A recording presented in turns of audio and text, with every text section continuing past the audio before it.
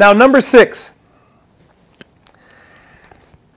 Mr. Hubbard says, look, we can't all be leaders or figures strutting in the limelight. So there's 2 more things to know about power. Number 6, when you're close to power, get some delegated to you. So let's say you're not the movie star. You're not the owner. You're the assistant to the owner. Get some power delegated to you. Enough that you can do what it is you're supposed to do and protect yourself from the enemies of the power. Because it's very interesting. The position very close to power, to that bright light, is delicious. But Mr. Hubbard says it's dangerous. It's always dangerous because the enemy of the power is afraid to kick him, but you look kickable. So if you don't get yourself some power delegated to you to handle those enemy attacks and protect the power, then you may end up in the gutter. And that's not the place you want to end up being. If you're helping somebody out, you want to help them out. I was reading a quote from another billionaire, a very interesting guy, and he was talking about how, he doesn't read his email. His assistants do. And he says what happens is his assistants read all his emails, and they bring the most important things to him. And then what he does is he takes the best assistants, and they become the leaders of the other companies that he buys and controls. Now see, that's getting power delegated to you. By how? Doing your job right. Now you as the power want to be looking for people that you can delegate power to. Okay, so now if you're not the power, get some power delegated to you to do your job and protect yourself. It's very important. Number 7, Mr. Hubbard says, hold on. Now number 7, Mr. Hubbard says, lastly and most important, because we're not all on the stage with our names in the lights, always push power in the direction of anybody whose power you depend on.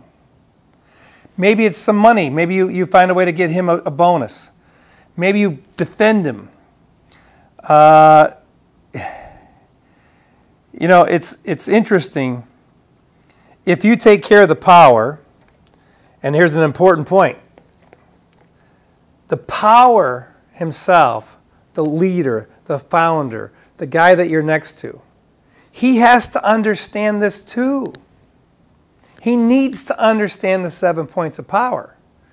I've been in this situation before where I was learning from somebody, and I got to a certain point, and then the whole game just kind of got snarled up, and I was like, wow, what's going on? And the more I thought I was flowing power to him, the more I did this, and the more I gave him, the more he took, and the more he took, and I went, oh, there's one little thing here.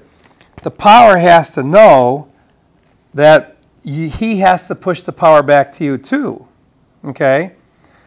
It's not a one-way street, it's a two-way flow. You defend the leader. The leader, in turn, has to delegate power to you and defend you too. Now, maybe the defense is not so much by giving you enough power to defend yourself, though. That's a good leader. But if the leader leaves you in the dust, either educate your leader, and that's going to take some guts, some courage, some fortitude.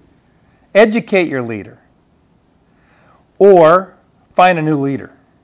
So if you find yourself continually getting smashed by giving someone attention and power and defense and money and time, if you keep finding yourself being trampled to death, either you're not applying this correctly, or you're following a leader who will fail every time, because eventually if you kill all the people that are supporting you, you yourself are going to be attacked by the enemies. So it's important for both the leader and the person helping the leader to understand this last point. It is a two-way street, because I guarantee you, if you flow power to someone and they never return the flow, you will leave them, or you'll get shot, which is leaving them. And 2, if you do flow the power and they flow it back, it creates a power factor that expands and expands and expands, and then you, as the junior, acquire a sphere of power, which, working for a billionaire, then you become a multimillionaire and you're running your own show. So don't ever be afraid to follow a good leader. Don't ever be afraid to flow power to someone who deserves your respect and your trust. Because in the end, if you flow power to the right person and he flows the power back, you become unstoppable. And the whole purpose of the beingness of a leader is to create people around you that you respect and trust, not a bunch of weak, victim-y people who are always begging to say what you want to hear. Look, to be a good leader, you got to be told the truth. You got to confront the truth, and you got to be willing to have people that can take power and go and do what they're supposed to do. Good luck to you. I wish you all the best.